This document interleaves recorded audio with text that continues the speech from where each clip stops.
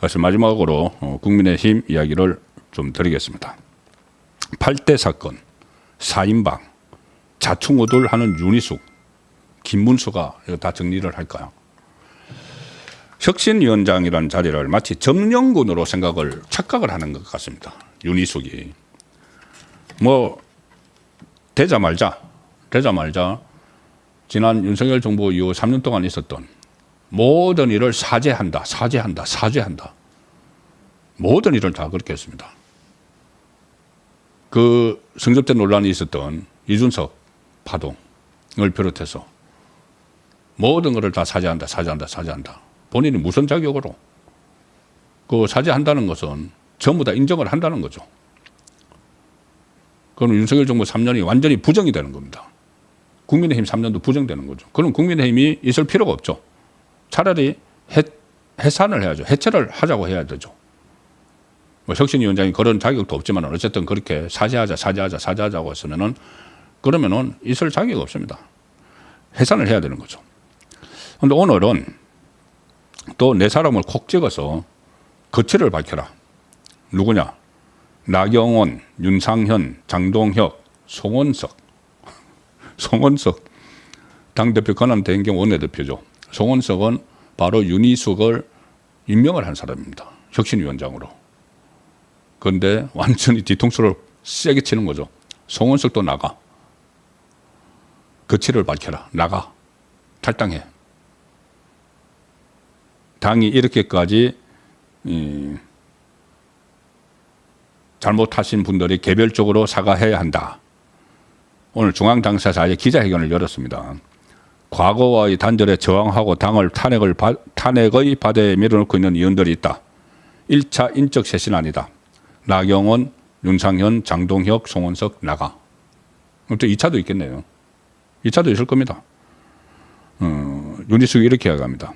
또 국회의원 전원은 개파 활동 금지 서약서를 국민께 제출하라.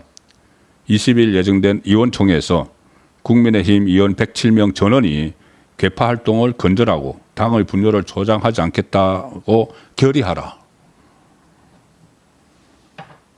친윤, 친한을 포함해서 개파 활동 청산해야 한다. 자, 이 뭐 친윤계, 친한계, 물론 개파 활동이 좋은 건 아니죠. 그렇지만은 우리 정당사에서 개파가 없었던 적은 단 한 번도 없습니다. 앞으로도 계속 그 현실입니다.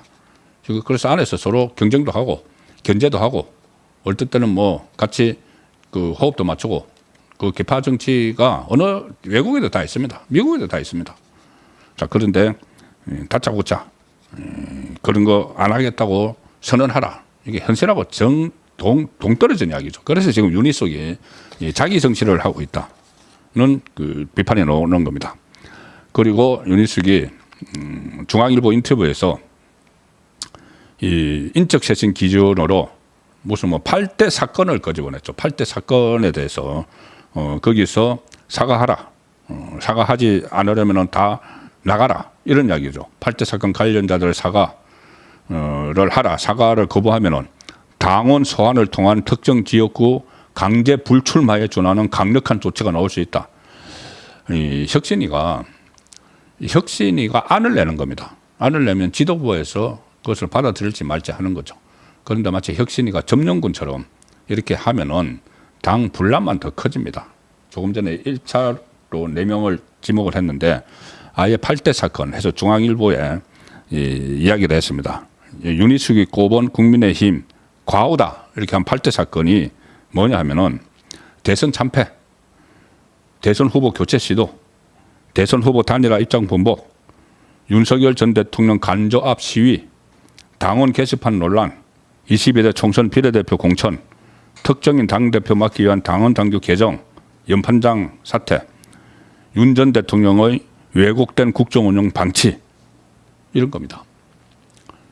자, 뭐 일부는 그럴듯한 게 있죠. 뭐냐면은 이 22대 총선 비례대표 공천 한동훈이 했죠. 한동훈이 했는데 자기와 친한 사람들 막 집어넣고 심지어 김상국 같은 사람들 과거 문재인 지지자 김상욱 같은 사람을 누구 추천을 받았는지 뭐 국민 추천제 이래서 김상욱을 비례대표 배지를 달아줬는데 김상욱은 그 다음에 완전히 분탄질을 하다가 지금 민주당으로 가 있죠. 그런 걸 조사해야 되죠. 그런 걸 사과해야 되죠. 한동훈이. 사과를 해야 됩니다. 한동훈. 그런 것은 있지만 다른 것들은 대부분은 납득하기 어려운 부분들이 많습니다. 그래서 중앙일보가 자기들이 인터뷰를 했으니까 8대 사건 관련자가 대체 몇 명이나 되나 자기들이 찾아보니까는 최소 61명. 61명이나 된다. 107명 중에서 61명. 절반이 훌쩍 넘죠. 61명에 대해서 전부 다 사과하라. 윤리석이 요구하는 겁니다. 사과하지 않으면은 내쫓겠다는 말이나 마찬가지죠. 대선 패배 사과하라. 누가 사과하죠 지금? 김문수 전 후보가 사과하나요? 자기는 그 책임 없습니까? 그리고 윤석열 전 대통령의 왜곡된 국정운영 방치 누가 이걸 방치를 했다는 누가 사과를 해야 되는 거죠 이거는. 본인도 그 조직 구성원이죠. 전직 국회의원, 여의도 연구원장도 하고 있는. 어쨌든 이렇게 이런 상황도 빨리 정리가 돼야 되는데 이제 당대표에 누가 나올 것인가. 당대표. 지금 오늘 여론조사 결과가 하나 나왔습니다. 당대표와 관련해서. 일단 김문수 전 후보가 출마를 하면은 민심, 당심 모두 1위다. 미디어 토마토가 뉴스 토마토 의뢰로 조사를 했는데 전체 응답자, 국민의힘 지지층, 민주당 지지층 다 합해서도 김문수 21.2, 1위였고 안철수 13.1, 한동훈 12.1, 조경태 11.8. 조경태가 그나마 이렇게 나온 것은 역선택이 많습니다. 민주당 지지층. 조경태는 민주당 출신이죠. 그리고 나경원 의원은 6.5%. 그런데 아무래도 중요한 것은 국민의힘 지지층이죠. 국민의힘 지지층에서 선출을 하니까는 여기 보면은 김문수 후보가 압도적입니다. 49.5%, 거의 50%. 가반에 근접을 하는 그런 지지를 김문수 후보가 받고 있고 한동훈이 18.2%. 굉장히 차이가 많이 나죠. 김문수 후보하고. 나경원 11.5% 이렇게 됩니다. 그런데 민주당 지지층으로 한번 빼보니까 어떠느냐. 민주당 지지층은 국민의힘 당대표로 누구를 지지하느냐. 자, 1위가 조경태입니다. 18.6%. 2위가 안철수 13.3%. 3위가 한동훈 8.4%. 역선택이죠. 조경태는 민주당 출신이고 안철수도 문재인과 같이 당을 했었죠.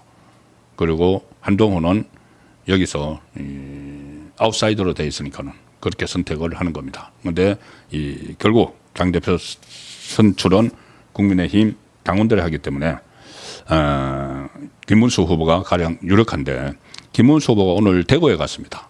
대구에 가서 아무래도 대구 경북에서는 책임당원이 굉장히 비율이 높죠. 책임당원 비율이 한 30% 정도 되는 인구 비율은 한 10%인데 대구 경북이.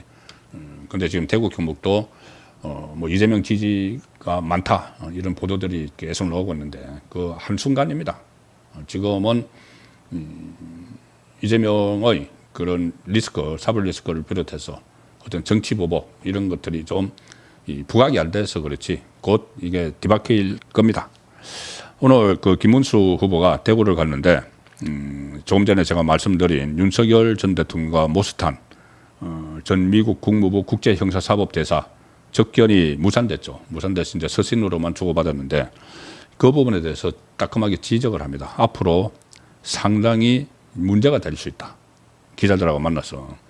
자, 윤석열 전 대통령은 아직까지 형이 확정이 안 됐는데 접견이 불허가 됐다. 이것은 인권 침해가 논란이 될 수도 있다.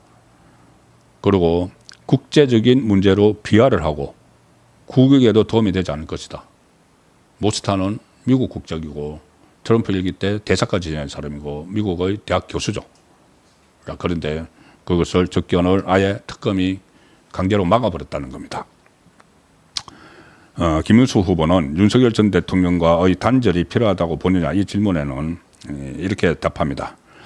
계엄 등 잘못된 부분에 대해서는 단절해야 하지만 우리 당에서 배출한 대통령인데 잘한 것은 개성을 해야 한다. 잘한 부분과 잘못한 부분을 제대로 판단해야지 무조건 윤 전 대통령은 단절이다 또는 뭐 의견이다 하는 것은 아니라고 생각한다. 이렇게 덧붙였습니다. 공과를 구별을 하자는 이야기죠.